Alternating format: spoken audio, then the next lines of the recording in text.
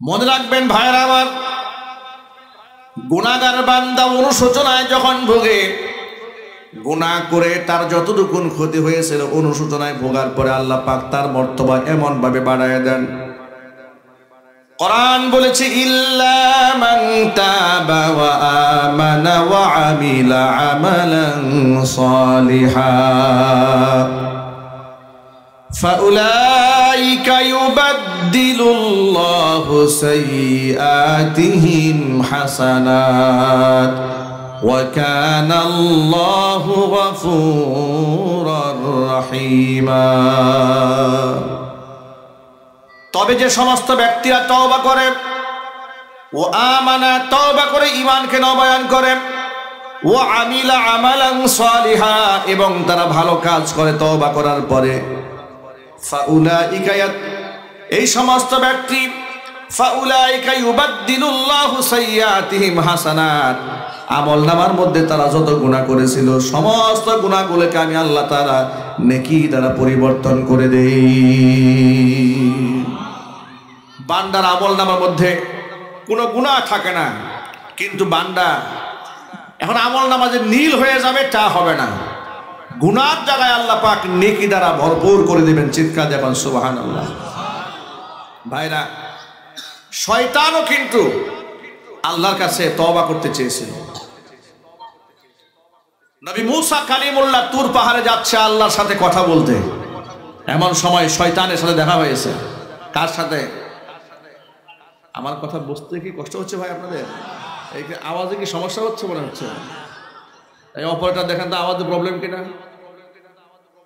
একটু আওয়াজ বাড়ায় দেন, একটু আওয়াজ বাড়ান। কারণ সামনে অডিয়েন্স শ্রোতা, তাদের হা না ইয়েস নো ভেরি গুড না বুঝলে আমি কিভাবে বুঝবো যে আপনারা আমার কথা বুঝতে পারতেছেন? মুখস্থ বক্তা হলে অসুবিধা না, মুখস্থ বক্তার সুবিধা কি? এই যে টান শুরু করবে, কে কি বুঝলো কে কি শুনলো এগুলো বোঝারও দরকার নাই, শোনাও দরকার নাই, ঠিক কিনা বলেন? কিন্তু যেহেতু আমরা কিছু জানতে এসেছি, শিখতে এসেছি, এখানে আমাকে হা না বলতে হবে, আপনারা আমার সাথে সংযুক্ত থাকতে হবে, এদিকে মনোযোগ আকর্ষণ করেন। আপনারা এক বাক্যে জবাব দিয়ে বলুন, নবী মুসা কালিমুল্লাহর সাথে কার দেখা হলো? সবাই শুনতে পেরেছেন তো এবার? মাশাআল্লাহ। শয়তানের সাথে দেখা হয়ে গেল। শয়তান নবী মুসা কালিমুল্লাহকে ডেকে বলল, আল্লাহর নবী মুসা আপনি তো তুর পাহাড়ে যাচ্ছেন। বলে হ্যাঁ, নিশ্চয় আপনার রবের সাথে আপনার কথোপকথন হবে, নিশ্চয়ই হবে।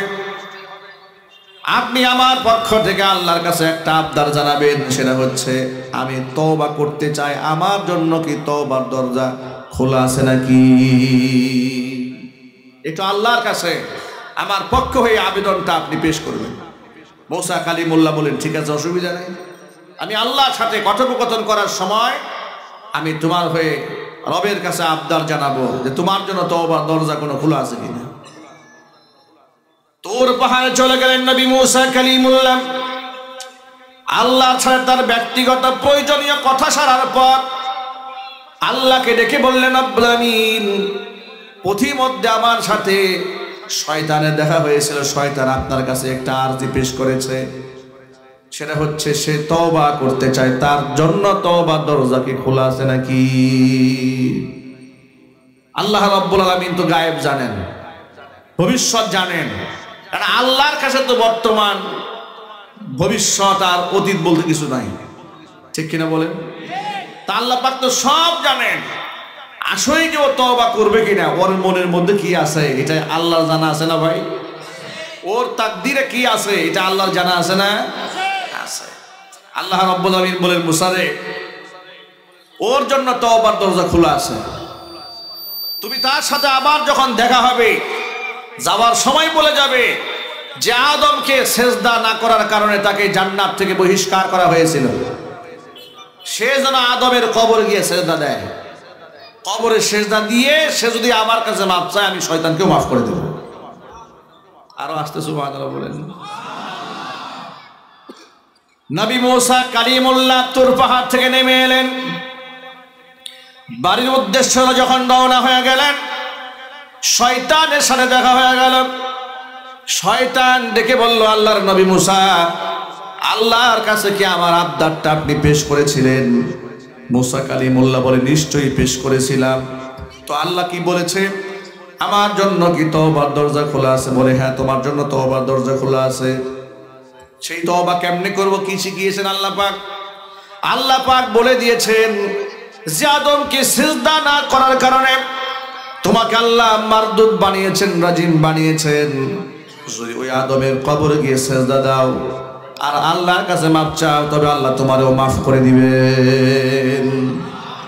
শয়তান তখন জবাব দিয়ে বলে, জিন্দাটারেই সিজদা দেই না, এখন মরাটারে গিয়ে সিজদা দেব?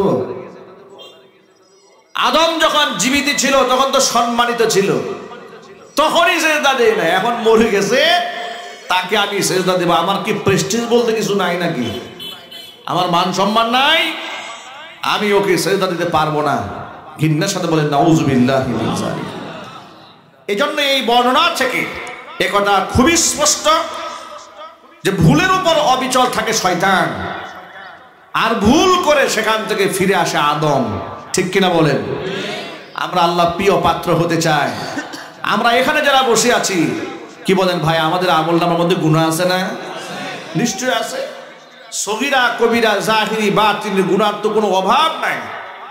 আমাদের গুনার যদি কোনো দুর্গন্ধ থাকতো, তাহলে এই যে আমরা জমে একজন আরেকজনের পাশে বসে আছি, আমরা কেউ কারো পাশে বসতে পারতাম না। ঠিক কিনা বলেন? কিন্তু আল্লাহর দয়া, আল্লাহ পাক আমাদের গুনাহগুলোকে লুকায় রেখেছেন। যদি বলেন সুবহানাল্লাহ। আমি সূরা আলে ইমরান থেকে যে আয়াত কারীমা আপনাদের সামনে তেলাওয়াত করেছি, আল্লাহ পাক বললেন মুত্তাকি বান্দা এরা কোনো গুনাহ করে ফেললে আমার কথা যখনই মনে পড়ে অনুতপ্ত হয়ে আমার কাছে মাগফিরাত কামনা করে। যে গুনাহ তারা করেছিল সেই গুনাহের উপর তারা অবিচল থাকে না। এই আয়াতটি নাজিল হওয়ার একটা প্রেক্ষাপট আছে, একটা শানে নুজুল আছে, একটা সময় ছিল যে সময় আয়াতটা নাজিল হয়েছে। সেই কালক্ষণটা হলো, সেই প্রেক্ষাপটটা হলো, সেই আসবাবুন নুজুল হলো, শানে নুজুল হচ্ছে নবী করিম সাল্লাল্লাহু আলাইহি ওয়াসাল্লাম মদিনাতুল মুনাওয়ারায় মুসলিমদের সংখ্যা যেহেতু কম, আর সকল শ্রেণী পেশার মুসলমানেরা সামর্থ্যবান ছিলেন না, আবার জিহাদের ময়দানে যেতে হতো, তো সব মুসলমান যদি একসাথে জিহাদে যায় তাহলে বাড়িতে মেয়েদের পাহারাদারির ব্যবস্থা করার দরকার আছে না? কথা বুঝতে কষ্ট হচ্ছে? সব মুজাহিদ যদি চলে যায় জিহাদে, এখন বাড়িতে কি পুরুষ লোক থাকার দরকার আছে না নাই? এখন এক পুরুষ থাকবে বাড়িতে, এক পক্ষ যাবে জিহাদের ময়দানে। নবী করিম সাল্লাল্লাহু আলাইহি ওয়াসাল্লাম আনসারী সাহাবী এবং মুহাজিরদের মধ্যে ভাই ভাই সম্পর্ক বানালেন। এমনকি আনসারীদের মধ্যে ভাই ভাই বানালেন। এমনকি আনসারীদের মধ্যে সাকাফি গোত্রের লোকদের সাথে ভাই ভাই সম্পর্ক বানিয়ে দিলেন। এক আনসারী সাহাবী আর এক সাকিফ গোত্রের সাকাফিয়ান ব্যক্তির সাথে নবী করিম সাল্লাল্লাহু আলাইহি ওয়াসাল্লাম ভাই সম্পর্ক বানিয়ে দিলেন। ভাই সম্পর্ক বানাবার পরে রাসূলের সাথে জিহাদে চলে গেলেন আনসার সাহাবী, বাড়িতে থাকলেন সাকাফি সাহাবী, তিনি চলে গেলেন রাসূলের সাথে জিহাদের ময়দানে। এখন সাকাফি যখন জিহাদে গেছে, সাকাফির বাড়ি খালি, দায়িত্ব পালন গ্রহণ করলেন আনসারী সাহাবী। তিনি তার জন্য বাজার করে, তার পরিবারের সদস্যদের জন্য কেনাকাটা করে তিনি এই সাকাফি সাহাবীর বাড়িতে গেছেন। গিয়ে দেখতে পেলেন তার স্ত্রী গোসল করে কাপড় নাড়ছে। এমন সময় পেছন দিক থেকে তার চুল দৃশ্যমান হচ্ছে, চুল বাহির থেকে দেখা যাচ্ছে। নারীদের প্রতি পুরুষরা যতগুলোর গুণে আকৃষ্ট হয় তার মধ্যে অন্যতম হচ্ছে নারীদের মাথার চুল। এটা ঢেকে রাখা ফরজাইন, পরপুরুষের নজর থেকে আমার মা বোনদেরকে চুল ঢেকে রাখতেই হবে। এটা এলোমেলো করে রাখার কোনো সুযোগ নাই। যদিও বর্তমানে এই মাসালা আলোচনাও হয় না, আর এতটা ফ্রি মিক্সিং হচ্ছে সমাজে, এটা গুনাহ হিসেবে সমাজে মনেই হয় না যে এটা কোনো পাপ, এটা কোনো অন্যায়।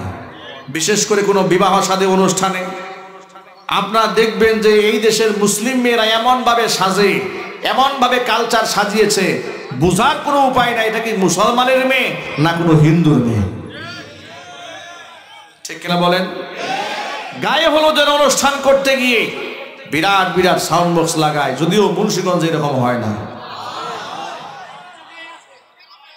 বিবাহ শাদীতে বিরাট বিরাট সাউন্ড বক্স লাগিয়েছে, মেয়েরা ডান্স করছে, নাচানাচি করছে, হাজার পুরুষের সামনে পার্লারিং করে মাথার চুলগুলাকে উঁচু বানায় রাখছে।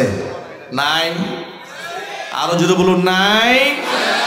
ইউনিভার্সিটিতে মেয়েকে পাঠিয়ে দিয়েছে, মাথার চুল এলোমেলো, জিন্সের প্যান্ট পরে পাঠিয়ে দিয়েছে। মেয়েটি এখন বিশ্ববিদ্যালয়ে গিয়ে স্লোগান দেয়, দেহ আমার, সিদ্ধান্ত আমার। নাউযুবিল্লাহি মিন যালিক। আমার প্রিয় ভাইরা,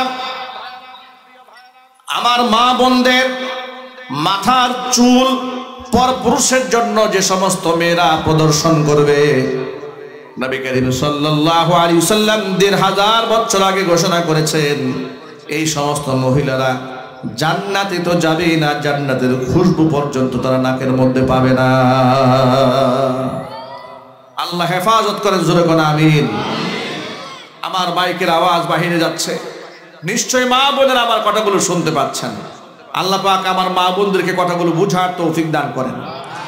তো আনসারী সাহাবী তিনি সাকাফি সাহাবীর বাড়িতে গেলেন, গিয়ে দেখলেন তিনি তো বাড়ি নাই, বউ বাড়িতে আছে, কাপড় নাড়ছে, চুল দেখা যাচ্ছে বাহির থেকে।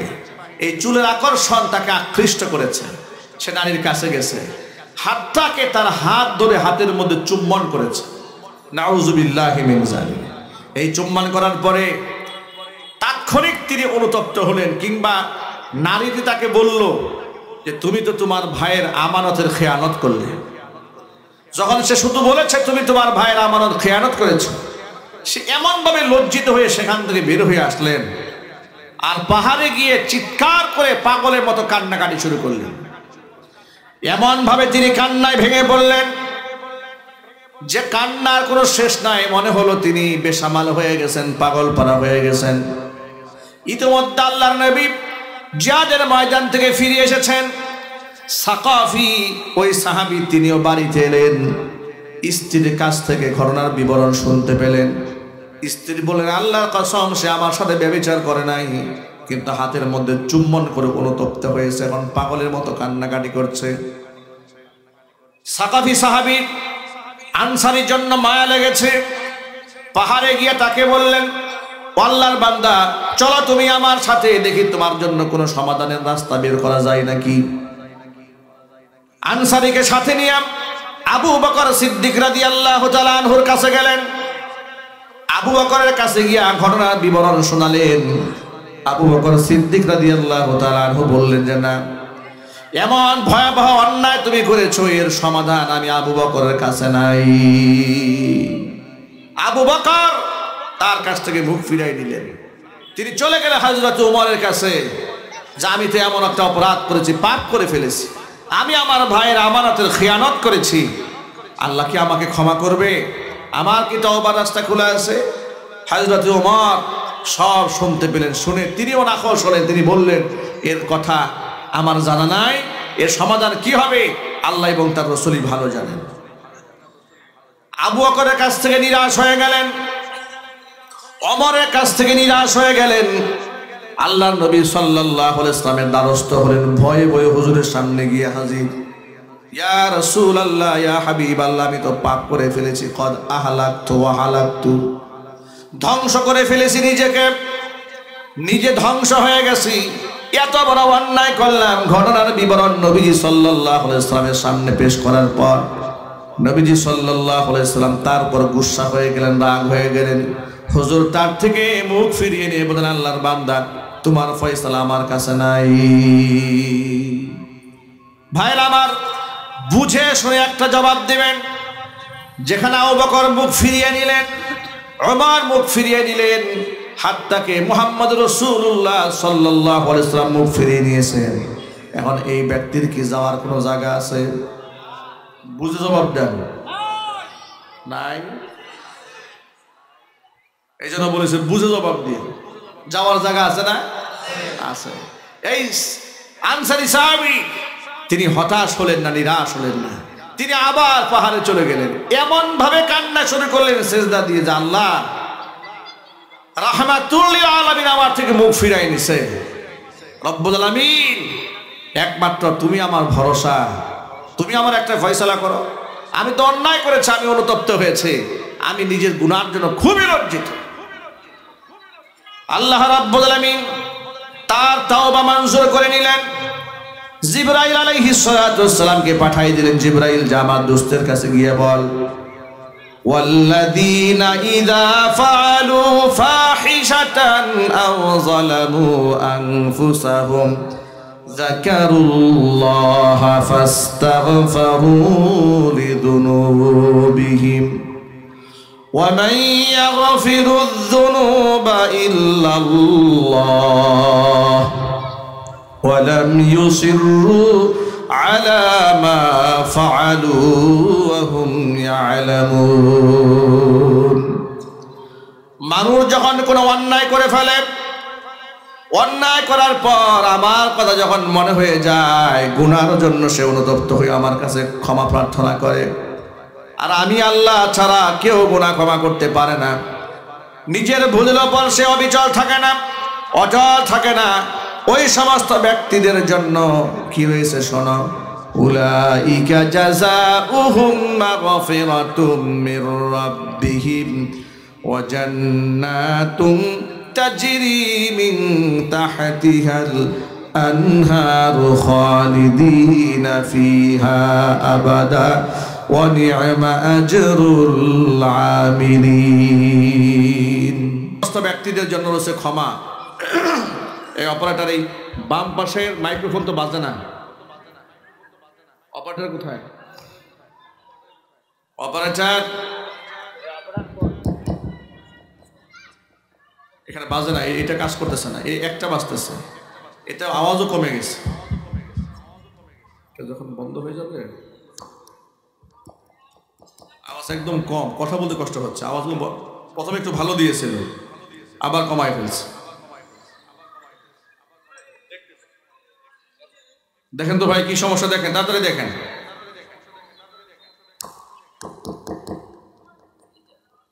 হ্যাঁ এখন লাইন আসছে, আওয়াজ আসছে কিন্তু কমে গেছে। আপনি দেখেন কি সমস্যা।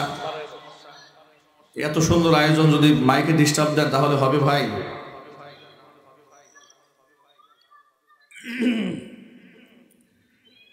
আল্লাহ পাক বললেন, যে ব্যক্তি গুনাহ করে, একটু রিভাব দিয়ে রাখেন ভাই, রিভাব দেন।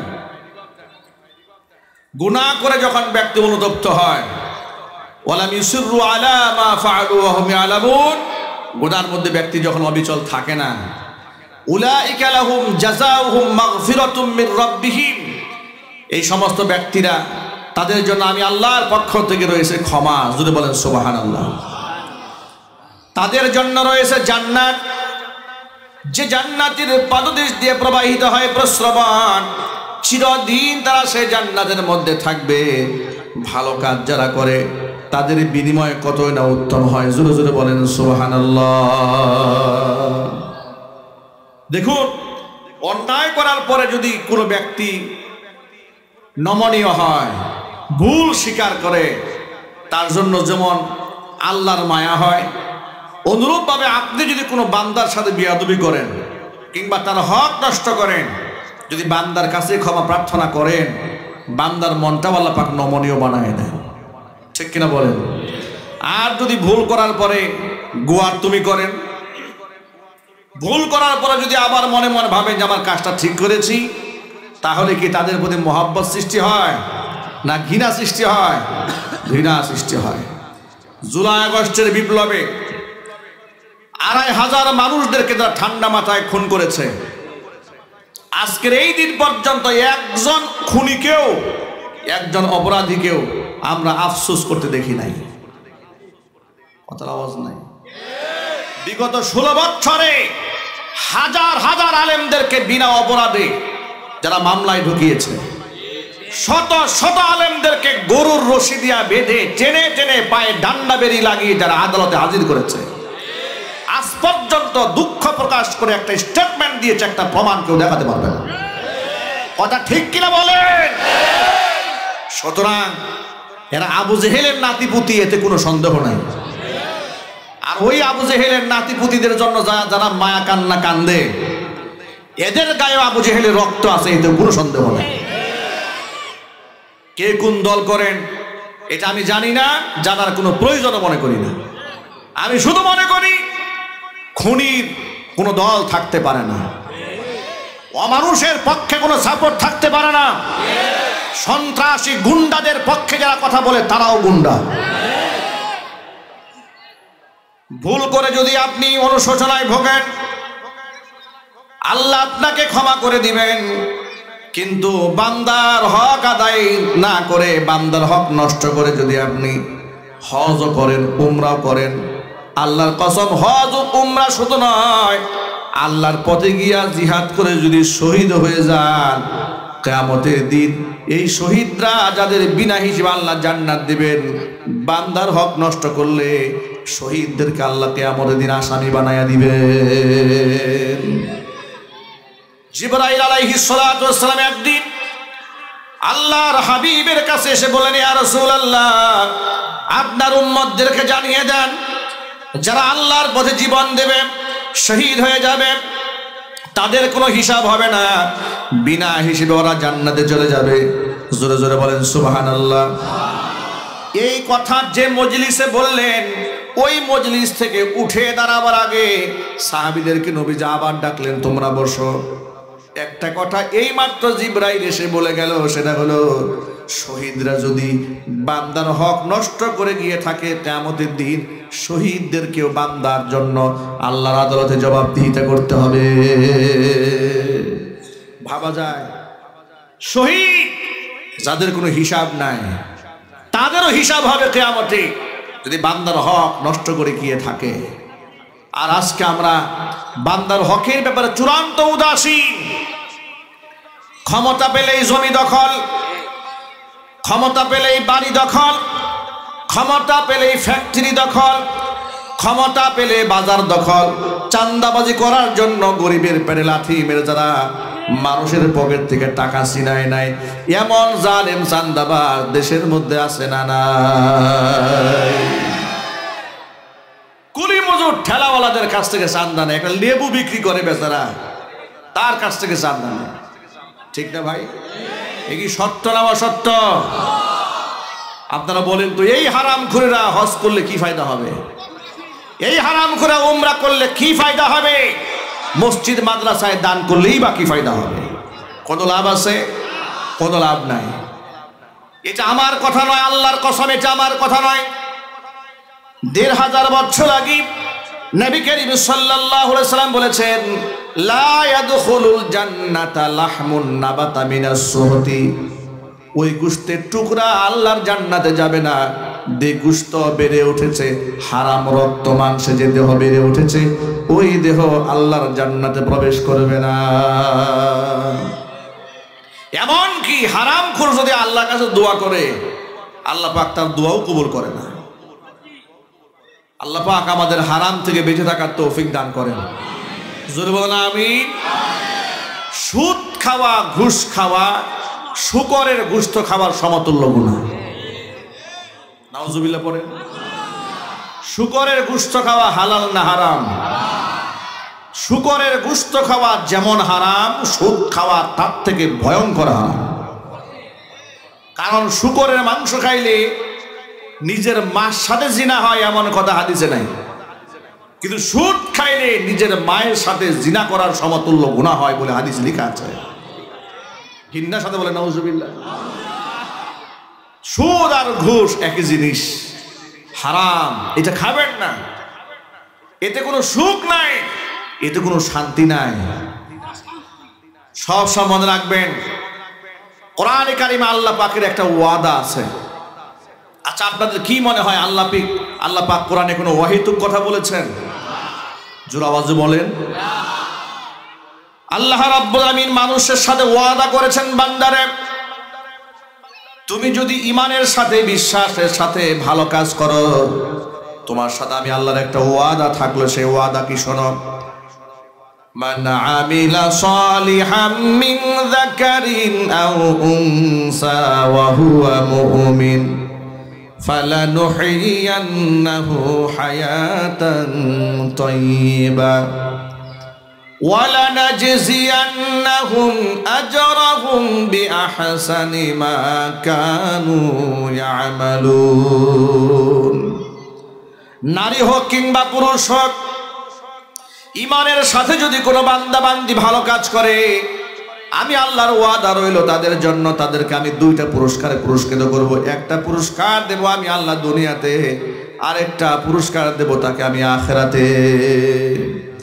দুনিয়ার পুরস্কারটা হচ্ছে ফালানুহিয়ান্নাহু হায়াতান তাইয়্যিবা, ব্যক্তিকে আমি উত্তম জিন্দেগি উপহার দেব। উত্তম জীবন এমন জীবন, পেটের মধ্যে খাবার না থাকলেও মনের মধ্যে তৃপ্তি থাকবে, সুখ থাকবে। জোরে জোরে বলেন সুবহানাল্লাহ। এমন সুখ আমি তাকে দেব, রাস্তায় যদি ইট মাথায় দিয়ে শুয়ে থাকে সে ঘুমাতে পারবে, অসুবিধা হবে না। আর ঘুষখোর লম্পট বদমাশ যারা হাই সিকিউরিটির মধ্যে থাকার পরেও, এসি ডিসি দামি বিছানা জাজিম থাকার পরেও, তো সব থাকার পরেও কলিজার মধ্যে শান্তি নাই, অশান্তির আগুন দাও দাও দাও দাও করে জ্বলতে থাকবে, অন্তরের মধ্যে সুখ কি জিনিস খুঁজে পাবে না। তার একটা প্র্যাকটিক্যাল প্রমাণ দিই আপনাদের সামনে। সুইডেন একটি রাষ্ট্রের নাম শুনেছেন? ইউরোপ কান্ট্রির একটা বিরাট আধুনিক একটি রাষ্ট্র পৃথিবীর মধ্যে সুইডেনে সরকার সেখানকার বিজ্ঞানীদের তত্ত্বাবধানে আবিষ্কার করেছে মৃত্যুপথ। মানে হচ্ছে আত্মহত্যা করার জন্য, সুইসাইড করার জন্য সুব্যবস্থা আছে। আবার তারা লিখে দিয়েছে যন্ত্রণাবিহীন যদি কেউ আত্মহত্যা করতে চায় তাহলে 1 মিনিটে এই পটের মধ্যে ঢুকবে, ইলেকট্রিক মেশিন অন করা হবে, 1 মিনিটে যন্ত্রণাবিহীন সে মারা যাবে। যদি বলেন নাউজুবিল্লাহ। পাগলের মাথা নষ্ট হয়ে গেছে। আচ্ছা, মৃত্যুর সময় তার যন্ত্রণা হলো না এ কথার স্টেটমেন্ট কি কোনো মরা ব্যক্তি জিন্দা হয়ে বলছে যে ভাই কি সুন্দর মরা, তাড়াতাড়ি আসেন, একটু আগে আমি মরছি, কোনো কষ্ট হয় নাই, আপনারা আসেন এখানে? এমন কথা কি দুনিয়ার কোনো মরা মানুষ বলছে? এই পাগলগুলা তাহলে এই কথা কেন বলে? ওরা বলল যে আসেন এখানে মরেন, 1 মিনিটে মরবেন কোনো প্রকার যন্ত্রণা ছাড়া। কোরআন বলছে ওয়াজাআত সাকরাতুল মাউতি বিল হক, অবশ্যই সাকারাত আসবে। আর মৃত্যু যন্ত্রণা সম্পর্কে নবী মূসা কালিমুল্লাহর কাছে প্রশ্ন করা হয়েছিল, মৃত্যুর অভিজ্ঞতা আপনার কাছে কেমন? মূসা কালিমুল্লাহ জবাবে বলেছিলেন, অভিজ্ঞতা আমার কাছে এমন, কোনো একটা জিন্দা ছাগলের গা থেকে তাকে জবাই না করে, হত্যা না করে, গা থেকে চামড়া যদি টেনে ছিঁড়ে ফেলা হয়, ছাগল যতটুকু ব্যথা অনুভব করবে, মৃত্যুর যন্ত্রণার অনুভূতি আমার কাছে ঠিক তেমন। নাউজুবিল্লাহ পড়েন, আরো জোরে বলেন নাউজুবিল্লাহ। কত ভয়াবহ কথা এটা। আর সেই মৃত্যুর ব্যাপারে সুইডেন থেকে আবিষ্কার করা হলো মৃত্যু পর কষ্টবিহীন মারা যাবে। আমি এখান থেকে যা বুঝাতে চাই সেটা হলো, শোনেন, আত্মহত্যার যন্ত্র আবিষ্কার হওয়া দরকার যৌক্তিকভাবে। বাংলাদেশ সহ পৃথিবীর মধ্যে দরিদ্র রাষ্ট্র যেগুলো সেই দেশের মধ্যে মৃত্যুপথ বানানো দরকার, ঠিক না? খেয়ে থাকে না খেয়ে থাকে, বস্তিতে থাকে, যাদের খাবার অধিকার নাই, ঘুমানোর নিশ্চয়তা নাই, পকেটের নিশ্চয়তা নাই, জীবনের নিশ্চয়তা নাই। এই দেশে কি জীবনের নিশ্চয়তা আছে? একটু জোরে বলতে হবে, সৎ সাহস নিয়ে বলেন তো। আমার কাছে আমেরিকা থেকে, নিউ জার্সি থেকে আমার কিছু ভক্তবৃন্দরা আগামী রমজান মাসে আমাকে ইনভাইট করেছে নিউ জার্সি আমেরিকাতে। ওরা ইউটিউবে আমার বয়ান শুনেছে, তারা বললেন হুজুর আপনি এখানে তাফসির মাহফিল করবেন আর তাফসির করবেন রমজানে, এই জন্য আমরা ইনভাইটেশন পাঠিয়েছি। গত বছরে দিয়েছিল, ভিসা হয় না, আবার পাঠিয়েছে। ওরা কিছুদিন আগে আমাকে ফোন করে বলে, হুজুর আপনি এক কাজ করেন, আপনি ইউরোপে একবারে চলে আসার জন্য একটা মাথায় চিন্তা রাখেন। আমি বললাম কেন? আমি ইউরোপ সেটেল হবো কেন? আমি বাংলাদেশ আমার মাতৃভূমি। উনি আমাকে প্রশ্ন করে বলে, হুজুর আমাদেরও তো মাতৃভূমি বাংলাদেশ, কিন্তু ওই দেশে কি আপনার জীবনের নিরাপত্তা আছে? আমাকে বলতেছে, আপনার জীবনে কোনো নিরাপত্তা আছে? আপনার সম্মানের নিরাপত্তা আছে? আপনার সন্তানের নিরাপত্তা আছে? আপনার সম্পদের নিরাপত্তা আছে? কয়েকটা প্রশ্ন করল। আমি তার সদুত্তর দিতে পারলাম না, যে কথা তো সত্য। আজকে যদি রাতের আধারে মাহফিল করে আমি ঢাকায় ফিরছি, আমাকে যদি কেউ হত্যাও করে ফেলে, এমন হতেও পারে যে হত্যাকারীকে এই দেশে কোনোদিন খোঁজাও হবে না। আওয়াজ নাই। কথা ঠিক কিনা জোরে বলেন। শাপলা চত্বরে শত শত মানুষকে হত্যা করে ড্রেনে ফেলে দিয়েছে। কথা বলেন ঠিক কিনা বলেন। কোনো খোঁজ খবর নাই। এই দেশ 57 জন সেনা অফিসারকে হত্যা করে ফেলা হয়েছে। রাষ্ট্রের শ্রেষ্ঠ সন্তান যারা, রাষ্ট্রের জন্য যারা জীবন বাজি রেখে সংগ্রাম করে বিদেশি শত্রুদের থেকে রাষ্ট্রকে হেফাজত করতে পারত, তাদেরকে হত্যা করা হলো। কি বিচারটা হয়েছে এই দেশে? 16 বছর 17 বছর নিরাপরাধ বিডিআররা কারাবরণ করে তারা জেল থেকে বের হয়েছে, চোখের পানি ছাড়তে সার বলতেছে এই মেয়েটাকে আমি 4 মাস রেখে গিয়েছি, কেউ বলে 6 মাস রেখেছি। কোনো মেয়ে বলে আমার জীবদ্দশায় বাবাকে আমি একদিনও দেখি নাই চোখে, আমার বাবাকে আমি চিনি না। এখন বাবাকে 17 বছর পরে দেখতে পেয়েছি। ওই জালেমের কি বিচার হয়েছে বাংলাদেশে? যারা মানুষের জীবন থেকে বছরের পর বছর কেড়ে নিয়েছে, মানুষের জীবন থেকে যৌবন কেড়ে নিয়েছে, সুখ কেড়ে নিয়েছে, সমৃদ্ধি কেড়ে নিয়েছে, সম্পদ কেড়ে নিয়েছে, চোখ কেড়ে নিয়েছে, জীবন কেড়ে নিয়েছে। আল্লাহর কসম, এদের বিচার বাংলার বাড়িতে হওয়ার আগ পর্যন্ত এদেরকে নির্বাচনে আসার সুযোগ দেওয়ার ধান্দা যারা করবে তাদেরকেও জুতা পিটা করা হবে। কথা বলতে হবে ঠিক কিনা বলে।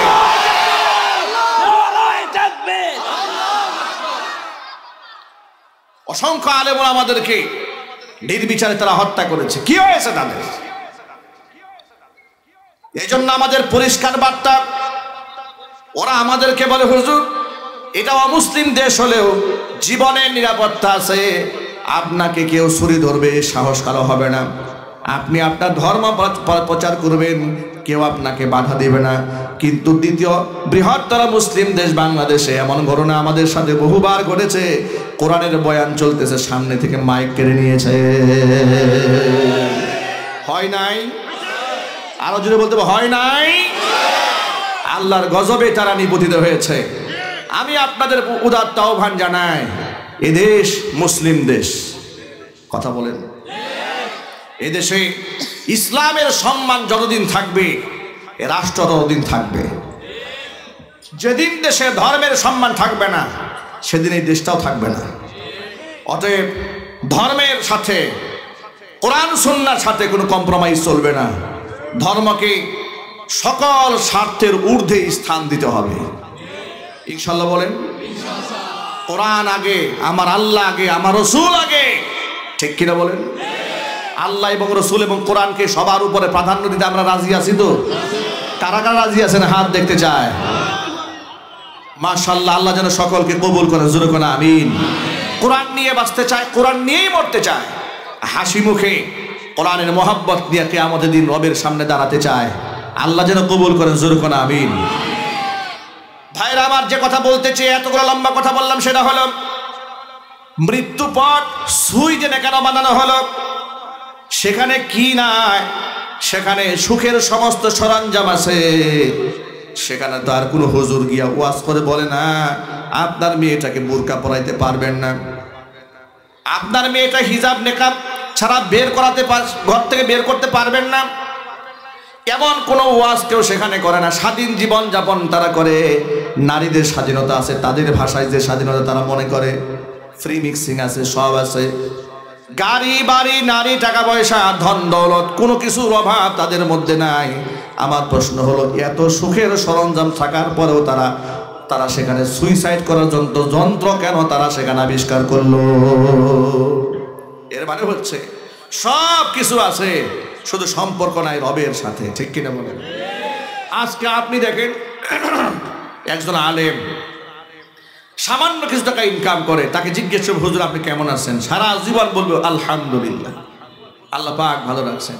একটা সুদখোর মাসে 10 লাখ টাকা ইনকাম করে, ওরা জিজ্ঞেস করে আপনি কেমন আছেন, সুদ বলবে আর বললেন না ভাই, কি যে একটা অবস্থার মধ্যে আছি, টেনশন, সমস্যা, ওর সমস্যার কোনো শেষ নাই। ঠিক কিনা বলেন?